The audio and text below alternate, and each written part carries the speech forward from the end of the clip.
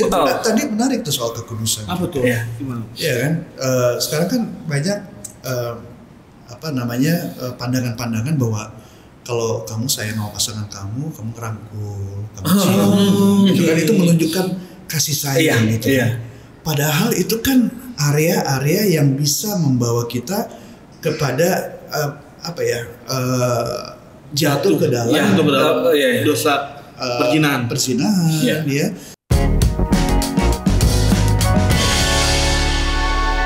Om Fes Montezuma. Oke, welcome to Millennial Lover. Thank you. Akhirnya ya. Gak nyangka Gak dapet. dapat Jadi, jadwalnya Om Monty. Artinya selalu ada solusi dalam Ada solusi dalam segala masalah. Oh ya, bagi barisan baper for your information, ada namanya sebuah Om Monty ini adalah sebuah host, dulu mantan host di satu acara, yaitu adalah Solusi. Iya, itu di TV nasional Om ya. TV nasional. TV nasional. CBN ya Om. CBN. Ya, yang memproduksinya dari CBN. Ya, jangan, gue biasa ketuker tuh CBN, BNN. Emang beda ya Om.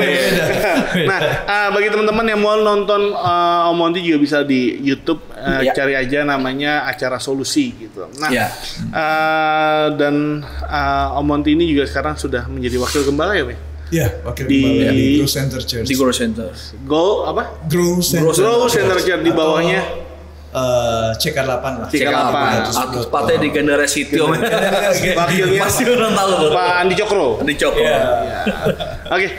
Thank you banget Om udah datang ke tempat ini. Kita kasih kesempatan buat ngobrol. Nah, hari ini nih Om, kita mau ngobrol satu tema yang kan lagi bulan Februari nih. Biasanya anak-anak tuh ngerayain tentang Valentine ya. Ngomongin cinta. Bulan cinta. Bucin. Orang ngomongnya Valentine itu sebagai hari kasih sayang. Tapi kalau menurut saya hari kasih sayang adalah Jumat Agung. Benar. Sama Natal juga kayak. Ya, Natal kelahiran. Ya. Gitulah pokoknya. Nah, kita mau bahas satu tema, yaitu adalah pacaran sebagai persiapan pernikahan. Oke. Gitu, karena banyak anak-anak muda ya pacaran aja. Iya. Gitu. Gak tahu esensi pacaran ya. Esensi gitu. Gak tahu. Dan kalau ditanya kenapa lu pacaran sama dia? Buat semangat sekolah. Buat sekolah gitu. Padahal saya kan ngajar Om ya. Menurut saya ada tuh ngomongnya sih buat semangat sekolah. Setelah pacaran berapa bulan kemudian putus sekolah loh. Setelah putus sekolah masih pacaran gitu. Jadi patah gitu ya mitos. Nah, kalau menurut Om Monty nih, sebenarnya kita mulai dari awal dulu. Pacaran ini benda macam apa sih Om? Yeah. Benda macam atau jajanan macam apa gitu? Macam apa ya? Ya sebetulnya kalau kita bicara dalam di perspektif Alkitab ya, sebenarnya pacaran sih memang nggak ada ya. Nggak ada. Setuju. Apa sih? Tunangan, sahabatan, tunangan, pernikahan. Gitu kan? Iya. Jadi mengenai pacaran itu sendiri sebetulnya ada perspektif lain juga di dalam kekristenan, itu namanya courtship. Courtship itu adalah masa saling mengenal. Oke. Saling mengenal, tapi di dalam proses saling mengenal itu hubungannya udah seperti orang tunangan. Oh, gitu. Kayak Yusuf Maria gitu Om ya. Nah, iya. Jadi pada waktu masa perkenalan itu mereka ini sudah punya komitmen untuk pernikahan. Oh, gitu. Jadi nggak asal-asalan gitu dong. Ya udah deh kita jalanin aja deh. Siapa tahu cocok gitu ya kan. Kalau ditanya kawin, udah jangan ngomong jalan dulu, nggak gitu. Nah, courtship itu udah punya kesepakatan. Itu yang dibilang Amos 3 ayat 3, berjalankah dua orang kalau belum berjanji. Jadi udah janjian nih. Udah janjian untuk sampai kepada pernikahan. Gitu kan? Cuman karena memang orang yang kita hidup di dunia seperti sekarang ini kan kurang ya. Iya. Courtship itu taunya kan pacaran. Benar. Ya oke lah gitu. Mau kita bilang istilah pacaran juga boleh. Tapi di sini yang kita mesti membedakan antara pacaran yang duniawi dengan pacaran yang biblical, gitu kan. Prinsip kerajaan Allah. Prinsip kerajaan Allah. Kalau yang duniawi ya seperti itu. Nggak cocok, udah putus, ganti cocok, nggak cocok lagi putus lagi. Jadi koleksi pacar sama koleksi sendal jepitnya sama, sama banyak koleksinya gitu. Nah sementara kalau kita dalam perspektif Kristen ini, kita pacaran itu karena memang sudah waktunya, udah siap, dan kita sama-sama janji. Ini untuk tujuan pernikahan.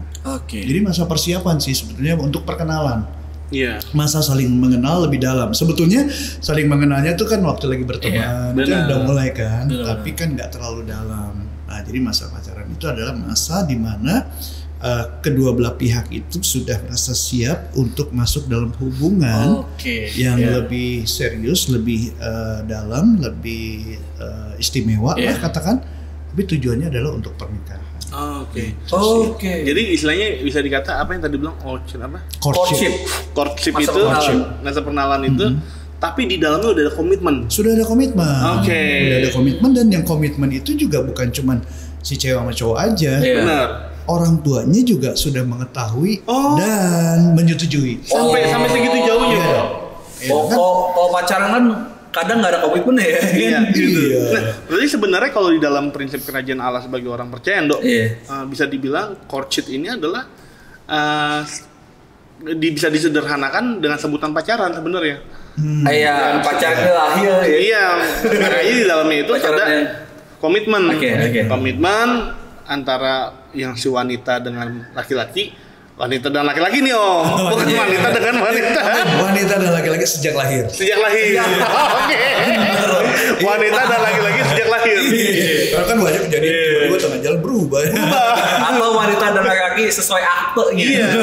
Padahal tahu saya kalau di dalam kandungan itu jenis kelamin berubah dalam kandungan ya Om. Bukan ketika udah lahir. Bukan. Nah, berarti ada komitmen tuh dalam pacaran lagi kalau kita nangkep dari Om Monty nih. Dan yang komitmen itu bukan hanya yang berpacaran yang laki-laki dan perempuan sejak lahir itu, tapi juga orang tuanya. Berarti minimal kalau pacaran yang benar itu orang tua harus tahu gitu. Harus tahu dong. Jadi idealnya sebelum jadian bahkan sudah ngomong sama orang tuanya. Mah lagi deket nih gitu ya. Kan, nah kita kan kepengen ya. Orang normal sih kan kepengen kalau hubungan itu kan bahagia, bertumbuh gitu kan. Nah makanya hubungan orang tua sama anak yang baik itu, anak tuh ngomong dulu. Karena Amsal kan bilang rencana berhasil kalau penasehat banyak gitu. Nah penasehat itu siapa sih? Penasehat itu kriterianya pertama tentu orang yang sudah pengalaman dari kita, sudah punya pengetahuan juga yang lebih dari kita, orang yang lebih senior dari kita kan punya pengalaman gitu kan. Nah mereka inilah yang layak untuk menjadikan penasehat. Orang yang penuh firman juga, penuh Roh Kudus ya orang tua kita lah gitu kan. Jadi sebelumnya tuh ngomong dulu gitu kan, aku lagi deket sama ini nih, sama ini gitu kan. Kenalin orang tuanya gitu kan. Jadi dari masa PDKT itu orang tuanya juga udah tahu nih, ngelihat nih anak gua dekat sama siapa sih? Iya kan? Personalitinya gimana sih? Benar. Iya kan? Terus udah gitu anak gua dekat sama seseorang tuh latar belakang keluarganya gimana sih? Iya kan, keluarga teroris kan. Gitu. Jadi gitu dulu. Nah begitu nanti orang tua udah bisa memberikan penilaian. Karena kan biasalah kan kita kan namanya anak-anak muda kalau lagi seneng gitu kan, waduh kalau cinta sudah melekat berasa coklat gitu. Cadbury berasa coklat, emang coklat. Jadi gitu. Nah, tapi dengan ada penasehat itu orang tua kita yang juga mendoakan gitu kan, atau mungkin pembimbing rohani juga bisa memberikan feedback juga. Barulah ngambil keputusan. Berarti kok gini bisa dibilang tuh kalau orang mau pacaran, berarti kan persiapan untuk pernikahan Om ya? Iya. Berarti hanya orang yang siap untuk nikah lah ya? Misalnya untuk itu. Nah, kira-kira menurut Om Fes ya, itu waktu kapan sih untuk yang siap gitu Om? Siap, oke. Ada orang yang SMA bilang, gue udah dewasa kok Kak, pikiran gue akan kasih kenalan ke nyokap bokap gitu. Menurut Om Fes tuh yang idealnya lah gitu. Iya. Siap dalam hal ini pertama, siap untuk berubah. Siap untuk berubah. Iya kan? Karena kita kan terus diubahkan menjadi serupa dengan Kristus. Yeah. Artinya siap untuk berubah, hidup yang dipimpin oleh Roh Kudus. Kemudian siap juga untuk menerima. Lu mau nggak nerima calon pasangan lu dengan segala kelebihan dan kekurangannya? Ya kan? Karena di dalam sebuah hubungan yang sehat itu dibutuhkan penerimaan. Benar. Iya. Dan kemudian yang ketiga adalah siap untuk bertumbuh. Ya kan? Untuk bertumbuh ke arah Kristus. Karena banyak orang ya kalau ditanya, lo tujuan pernikahan apa sih? Ya aku mau mencari kebahagiaan. Guys, believe me. Orang yang mencari kebahagiaan dalam pernikahan justru dia punya potensi paling besar untuk kecewa. Karena dikejar kebahagiaan. Bahkan orang yang mengejar kebahagiaan punya kecenderungan untuk melakukan manipulasi. Untuk mendapatkan apa yang dia inginkan. Iya benar. Sayang, kamu cantik banget deh pakai baju itu. Padahal dalam hatinya, norak bajunya gitu kan. Cuman karena dia udah ngincar nih kepengen sepeda baru, dia puji-puji istrinya gitu kan. Dia kan duniain ya. Istrinya udah berbunga-bunga. Jadi udah beli motor baru nih. Iya, udah motor baru. Iya kan, udah berbunga-bunga. Sementara istrinya juga melihat itu, bajunya bagus ya kak, aku pakai baju itu kan. Padahal bajunya mahal, dibilang gitu kan. Aku mau deh kalau gitu, dibeliin sama suaminya, gitu kan. Seneng dong istrinya kan. Baju kesukaannya dipuji sama suami, dibilang bagus, padahal suaminya bilang dalam hatinya jelek banget gitu kan. Begitu udah dapat bajunya, udah seneng istrinya, suaminya bilang, sayang, aku pengen deh motor itu. Iya kan? Terus udah gitu bininya udah gak bisa ngelawan. Udah gimana? Manipulasi. Benar. Jadi benar. kejar kebahagiaan, kejarnya adalah pertumbuhan. Wah, cakep. Karena kebahagiaan itu kan Tuhan berikan. Ya. Matius 5 kan? Matius 5 di khotbah di bukit, berbahagialah orang yang. Nah, berbahagialah orang yang.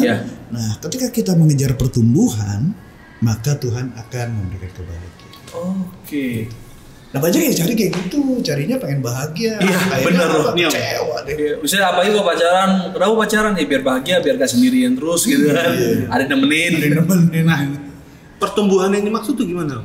Pertumbuhan yang dimaksud itu adalah bertumbuh ke arah Kristus. Kan gitu. Coba kasih contohnya. Maksudnya biar kan yang nonton nih milenial baper nih. Iya. Jadi contohnya gini. Ketika kita berhubungan gitu kan, kita berhubungan terus udah gitu, misalnya kita punya keinginan, ya kan, keinginan untuk kita beli sesuatu, gitu kan. Nah di sini kita saling mengingatkan, kita punya keinginan seperti itu, tapi kita harus ingat loh bahwa kita ini bukan pemilik, kita ini steward. Kita kan adalah pengelola.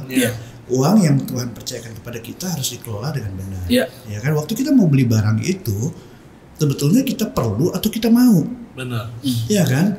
Nah, seorang steward yang baik itu dia membeli barang bukan apa yang dia mau, tapi apa yang dia perlukan.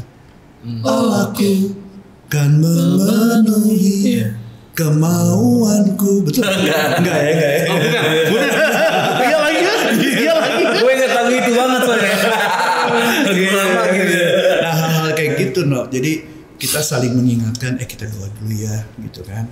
Apakah ini kita Tuhan berkenan apa enggak? Untuk hal-hal yang kayak gitu. Atau misalnya kayak seperti membalikan persepuluhan. Gue kepengen nih sebetulnya, gitu kan, pengen beli barang itu, gitu. Tapi harus kembali persepuluhan gimana nih? Nah, hal-hal seperti itu mana yang kita mau dahulukan? Kita mau mendahulukan kenikmatan atau ketaatan? Gitu. Bisnis, ya kan? Aduh sayang, gimana ya? Ini kayaknya kalau kita nih bisnis di pemerintahan, kalau kita nggak ngasih orang dalam, susah. Kalau kita nggak kasih sogokan, nggak bisa gitu kan. Nah, itu kan gimana nih keputusan kita, ya kan? Mau mendahulukan kenikmatan atau ketaatan? Kita katakan bahwa kita nggak boleh menyogok gitu kan. Kalau kita menyogok, konsekuensinya seperti ini. Benar. Ya, seperti kayak gitu dong. Jadi di saat kita mengambil keputusan-keputusan itu kita mencari good idea atau God's idea. Oh iya. Seorang yang bertumbuh ke arah Kristus dia akan memilih the God's eye. Oh iya, benar. Oh jadi emang ketika di dalam pertumbuhan itu, pertumbuhan di mana pernikahan ini harus bukan hanya pernikahan ya, maksudnya kayak dimulai pacaran ini pengenalan harus mengarah kepada Kristus ya. Kayak misalkan nih buat barisan baper nih harus ngerti juga bahwa ternyata dalam pacaran itu perlu yang namanya komitmen, kekudusan, ya kan? Yang paling penting kesepakatan untuk menjadi serupa dengan Kristus. Jadi bukan hanya ngejar kenikmatan aja nih. Itu ketaatan. Jadi bukan hanya sekedar kebahagiaan tapi juga harus mengejar ketaatan. Tadi menarik tuh soal kekudusan. Apa tuh? Gimana? Iya kan. Sekarang kan banyak pandangan-pandangan bahwa kalau kamu sayang sama pasangan kamu ngerangkul, kamu cium, itu menunjukkan kasih sayang itu.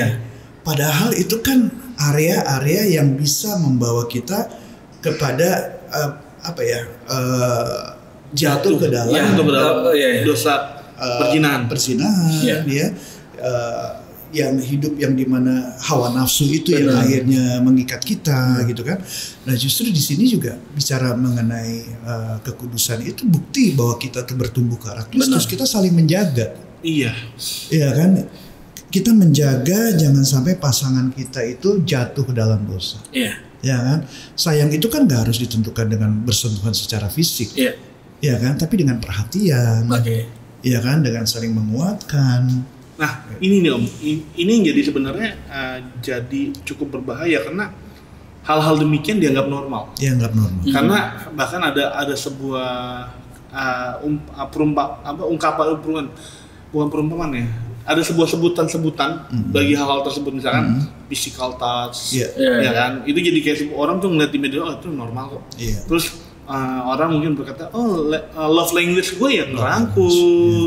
Jadi dengan ungkapan-ungkapan demikian tuh menjadikan menjurus kepada sebuah dosa itu jadi hal yang normal.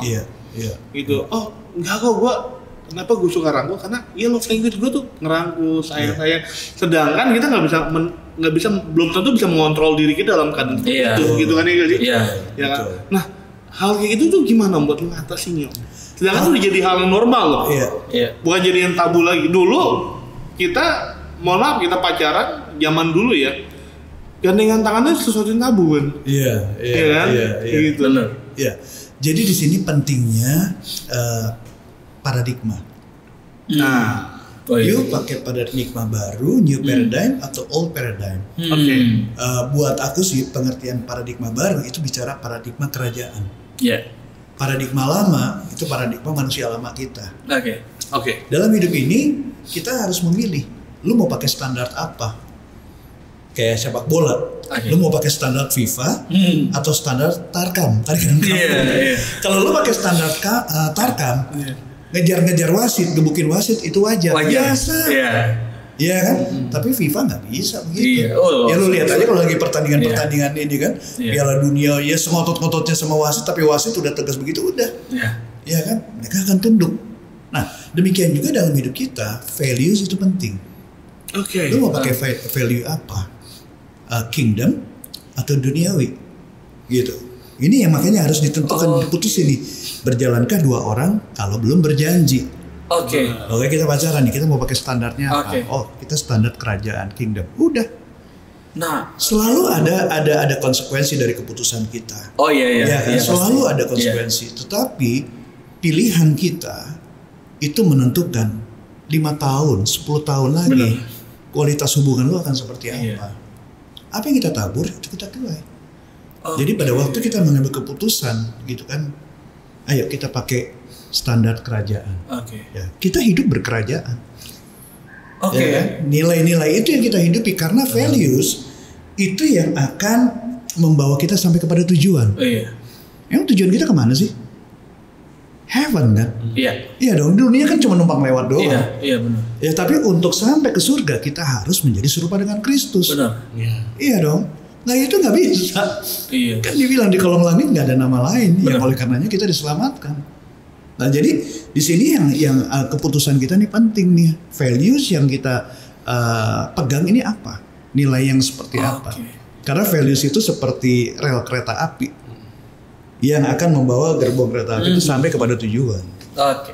Gitu. Nah, kira-kira saat momen yang tepat itu untuk kita menetapkan atau menentukan standar value itu sebelum atau setelah pacaran? Sebelum. Berarti harus masa pengenalan ya? Iya, dari sekarang lu belum pacaran pun juga lu harus tetepin values lu apa. Iya, misalnya kalau lagi ada orang yang deket nih, misalnya orang ini lagi deket gitu, nah kapan waktunya apa? Kayak briefing, kita briefing dulu sebelum pacaran nih, posisi standar gitu. Kita ngobrol, makanya ngobrol, dari situlah ngobrol waktu PDKT.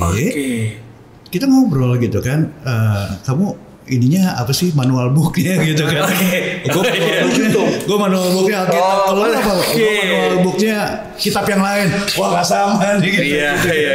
Karena ini pernah diajarin gitu. Temen Ino, sahabat Ino, Raguel Lewi.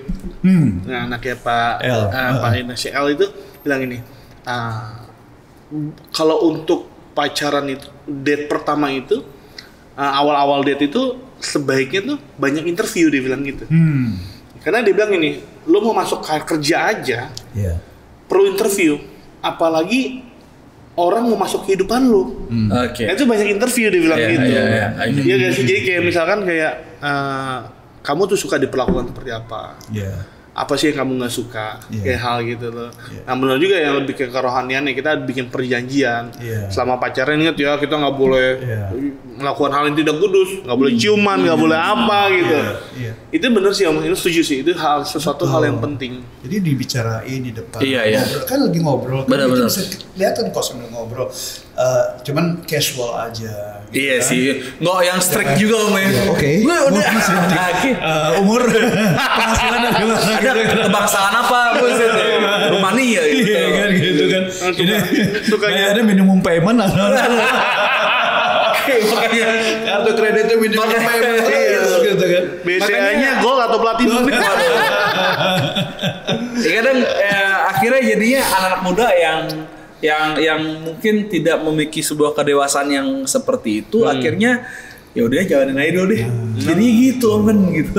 Di sini peran dari orang tua. Iya. Parenting itu penting banget.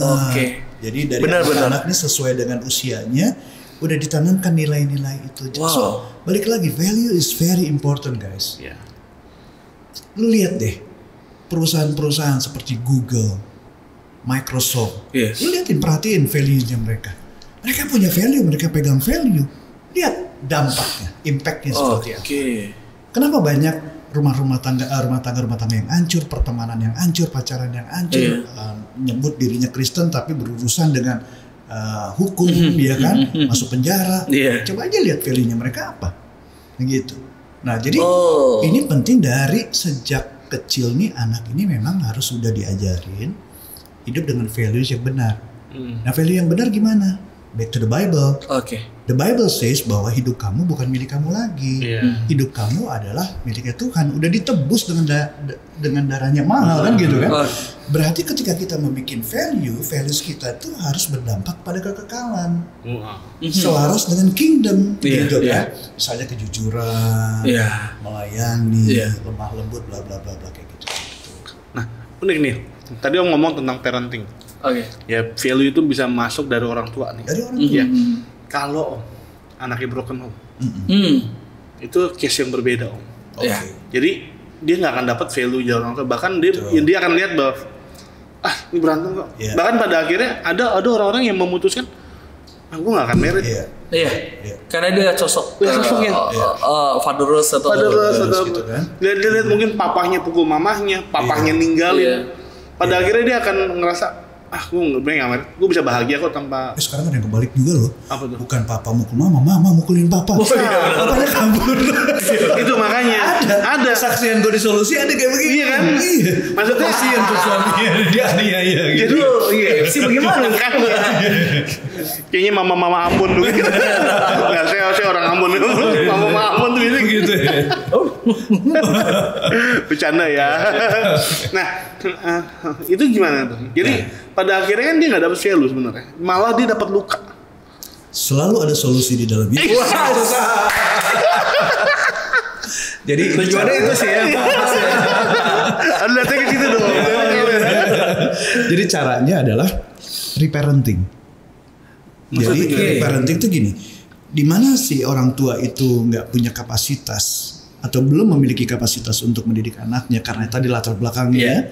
Nah disinilah peran daripada gereja, peran dari pembimbing rohani, peran dari kakak rohani itu melakukan namanya reparenting, bukan mengambil alih orang tua, tetapi apa yang orang tuanya belum bisa berikan atau tidak bisa berikan, dia berikan. Misalnya nilai-nilai tadi, kejujuran, apalagi yang dibutuhkan misalnya keamanan gitu. Jadi si anak ini dari kakak rohaninya atau pembina rohaninya atau gembalanya bisa mengatakan kamu nggak sendirian, kamu ada kita. Nah itu kan anak itu akan merasa bahwa gue ini aman gitu. Padahal seharusnya kan orang tuanya tapi yang berfungsi. Tapi orang tuanya saat itu memang belum bisa berfungsi. Namanya itu istilahnya kalau di dalam ranah konseling itu namanya reparenting. Seperti itu bisa. Nah itu reparenting itu kan bisa terjadi nih. Kalau ada kejujuran. Setuju ya? Misalkan contoh Nando ini, misalkan saya adalah orang broken home. Om adalah bukan tokoh ya, orang gereja lah. Itu Om bisa jadi reparenting ke saya kalau saya jujur sama Om. Betul. Kalau banyak kan masalah gini, orang lebih memilih untuk tidak jujur. Solusinya gimana? Acceptance, penerimaan. Oke. Lu nggak bisa bilang lu orang baik kalau orang lain nggak merasakan kebaikan lu. Iya benar. Jadi bagaimana ketika aku tahu nih Ino adalah misalnya seorang yang broken home, ya kan, fatherless. Aku dikasih tahu sama Nando, oke, aku akan membangun hubungan sama Ino. Emang nggak langsung kan dibangun hubungan gitu kan. Nah tetapi disinilah dibutuhkan hikmat dari atas, skill juga, karena kita belajar misalnya, ya kan. Dan tentunya kita juga minta pimpinan Roh Kudus. Bagaimana waktu saya membangun hubungan sama Ino tuh merasa bahwa dia itu diterima. Ya kan? Manusia kan kalau di Alkitab tuh sering digambarkan sebagai benih ya. Nah, benih ditanam di tanah yang subur, sebelum berbuah, benih itu akan crack open. Jadi penerimaan itu mendatangkan keterbukaan. Jadi waktu Ino merasa diterima, lu merasa aman loh. Gue yakin lu akan terbuka. Iya, benar-benar. Iya kan? Nah, ini kan nasihat dari untuk sisi gereja. Dan belum tentu semua orang gereja akan ditemukan dengan semua orang broken home.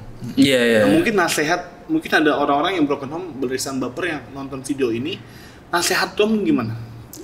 Nasihat aku buat teman-teman yang menyaksikan Millennial Baper ini, bahwa percayalah, nggak semua orang tuh cuekin kamu, nggak semua orang tuh mengabaikan kamu. Masih ada orang-orang yang Tuhan berikan di sekitar kamu yang memperhatikan kamu.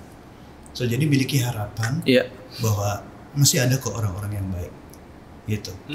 Nah buat orang-orang yang baik, jangan diem.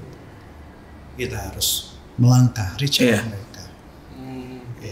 Dengan demikian dia dapat value, baru bisa berpacaran dengan baik. Nah tadi bicara mengenai yang pacaran itu menarik juga tuh loh. Apa tuh? Jadi sebelum mengambil keputusan, kan cari tahu dulu kenalan nih. Begitu udah pacaran, itu juga harus ada strateginya untuk pengenalannya. Caranya gimana? Kalau aku suka bilang tuh ada red zone, yellow zone, dan blue zone. Red zone itu adalah pembicaraan yang dimana itu harus ada keputusan, kesepakatan di awal. Misalnya, kalau kita nanti kawin, mau anak berapa? Ngatur keuangan siapa? Gimana ngaturnya? Sampai terbuka. Lu udah pernah berhubungan seks belum? Lu masih perawan atau enggak? Kira-kira gitu. Jadi terbuka di depan ini untuk hal-hal yang benar-benar nggak bisa dikompromi. Hal-hal yang benar-benar itu perlu persetujuan dari awal. Sehingga diterima atau enggak nih? Terima gitu apa enggak nih? Jadi kalau misalnya udah setujuin, kita bisa jalan. Kenapa? Karena banyak kasus-kasus yang kita temukan di dalam bimbingan pranikah ini. Hal-hal yang penting itu baru kebuka di kira-kira 1-2 bulan lagi mau kawin. Tahuan udah nggak perawan, pacarnya nggak bisa terima, punya penyakit yang berat, pacarnya nggak terima. Susah. Jadi di 3 bulan pertama putusin. Iya. Kalau beda gereja putusin mau beribadah di mana. Kemudian ada lagi yang namanya yellow zone. Yellow zone dia masih bisa dikompromiin. Iya. Ya hobinya bungee jumping, jangan deh yang gitu. Iya kan? Gitu. Iya kan? Nah, kemudian baru yang blue zone. Blue zone tuh yang nggak penting-penting. Nontonnya di mana, senengnya di mana nonton gitu. Nah, kebanyakan anak-anak milenial ini, anak-anak Gen Z pacaran itu didominasi di depan semuanya dengan yang blue zone yang penting. Iya. Jadi ditampilin dipakein topeng dulu di depan ya. Iya, jadi cuma hal-hal yang receh-receh gitu loh. Receh di situ giliran. Gue sukanya di CGV nontonnya enggak seksual aja gitu. Gitu. Hal-hal yang prinsip itu baru di belakangan. Dan jadinya bom malah jadinya. Di situ orang tuanya tahu ini gimana gitu kan. Iya. Di note tuh guys. Itu di note. Berarti harus di note. Berarti gue harus nentuin dong. Red John. Gue harus nentuin dong. Ini harus nentuin GBI atau GPIB. Kok dikat lagi nih jadi. 3 bulan pertama tuh Arya. Perlu ya beda gereja itu bro nanti kita langsung ngomongin bahwa lu mau diberkatin di mana? Iya sih benar. GBI atau GPIB gitu. Dari awal kayak gitu udah bicarain. 3 bulan pertama itu red zone mesti beres. Iya sih. Kalaupun nggak cocok nih, akhirnya harus pisah ya udahlah. Iya, sedih tapi nggak begitu dalam. Iya sih benar. Tapi kalau udah tinggal sebulan mau kawin, beberapa minggu lagi baru kebongkar semua, belum ada kecocokan itu, waduh repot. Benar sih, benar. Keren. Karena pernikahan itu kan membutuhkan daya tahan yang panjang. Iya benar. Dan kreativitas yang tinggi. Iya. Jadi kalau kita nggak siap mempersiapkan diri dari masa pacaran ini, itu seperti lari maraton deh. Kan persiapannya beda sama sprint 100 meter. Iya. Nah sekarang yang terjadi itu banyak anak-anak muda yang menikah tuh mempersiapkan hanya untuk 100 meter, 200 meter. Iya benar. Misalnya 4 tahun. Yeah. Begitu kawin 4 bulan udah ngos-ngosan. Ngos-ngosan. Iya kan? Benar setuju. Itu jadi persiapan itu penting banget sih. Gitu. Nah inilah peranan daripada orang tua, gereja, komunitas. Itu peranannya sih. Jadi benar-benar tuh kita banyak belajar nih hari ini. Ya, banyak banget di note ya. Banyak banget di note. Pokoknya ya pertama ya pacaran itu ya harus ada komitmen. Iya. Nggak boleh nggak komitmen. Nggak ada tuh namanya kita pacarannya. Ya. Jadi gimana? Udah jalanin aja. Nggak ada tuh kata jalanin aja. Iya benar-benar. Kita harus tanamkan value. Ya. Dan itu kerajaan dan prinsip kerajaan ya. Iya. Yang kedua ya harus yang punya komitmen itu bukan hanya sekedar yang berpacaran laki dan perempuan sejak lahir itu. Iya. Dan juga orang tua tuh harus tahu. Ya. Gitu. Nah, lalu yang ketiga adalah bahwa sebenarnya kalau misalkan kita kita adalah anak broken home, kita harus punya kesadaran bahwa semua orang itu yang nggak nolak kita. Ada orang-orang yang Tuhan akan kirim buat mendidik kita, buat memimpin kita, sehingga di dalam dunia pacaran pun kita akan berlaku memiliki nilai kerajaan Allah. Iya benar. Gitu. Itu yang harus kita pikirin. Jadi pacaran itu bukan sekedar I love you, you love me gitu kan. Jadi ya nggak hanya sekedar itu, tapi sekedar banyak hal yang harus dipikirin, banyak hal yang harus kita pertimbangkan. Iya. Gitu. Terus menyalurkan kasih itu nggak hanya dengan tangan, nggak hanya ngerangkul, tapi dengan perhatian juga. Dengan perhatian tuh perlu. Ngajak doa bareng perlu ya Om. Nah itu yang utama adalah kalau kita lihat ini sedikit berteologi sedikit ya. Di Kejadian 1 ayat 1 kan dikatakan pada mulanya Tuhan. Kan dikatakan gitu pada mulanya. Jadi semua itu harus dimulai dari hubungan kita sama Tuhan. Iya kan? Jadi bagaimana kita pengenalan kita sama Tuhannya. Benar. Dan kemudian kita mengenal diri kita sendiri. Waktu kita mengenal Tuhan dengan benar, Tuhan akan nuntun kok. Untuk kita mungkin belajar sesuatu, untuk kita bisa mengenal diri sendiri, baru kita bisa mengenal calon pasangan kita. Benar. Jangan kebalik. Jangan masuk dalam masa pacaran, yuk kita kenal Tuhan. Ya bisa sih, cuman lu agak babak belur gitu. Iya kan? Panjang urusannya.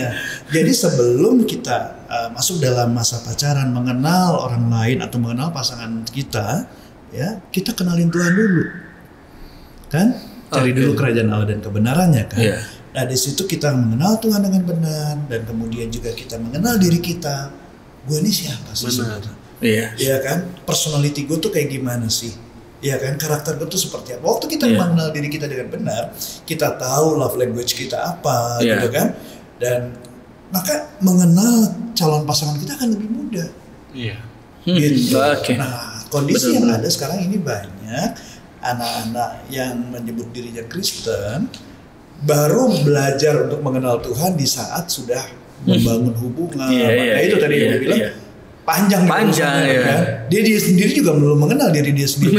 Bahwa ternyata gue masih bawa bagasi masa lalu gue banyak banget ya. Trauma, luka batin, apalagi nih. Gitu. Jadi ini kita harus beres dulu di sini. Baru kita membangun. Setuju. Dan yang terakhir adalah perlunya komunikasi diskusi. Oh ya, gitu. Satu dengan ada kesepakatan di awal. Kesepakatan di awal. Jadi red zone dulu. Baru diberesin. Blue zone. Yellow zone. Baru time zone lah. Oke, thank you banget udah datang ke Millennial Baper. Sebenarnya kita banyak banget yang kita mau obrolin, tapi ini keren banget sih. Iya benar. Thank you banget udah datang di tempat ini Om. Dengan senang hati. Jadi penasehat buat kita. Bagi teman-teman barisan baper, kita sebutnya barisan baper Om. Barisan bawa perubahan. Minimal bawa perubahan bagi diri kan kita. Kalau suka video ini di-share dan sampai ketemu di video-video berikutnya. Tuhan berkati. God bless you.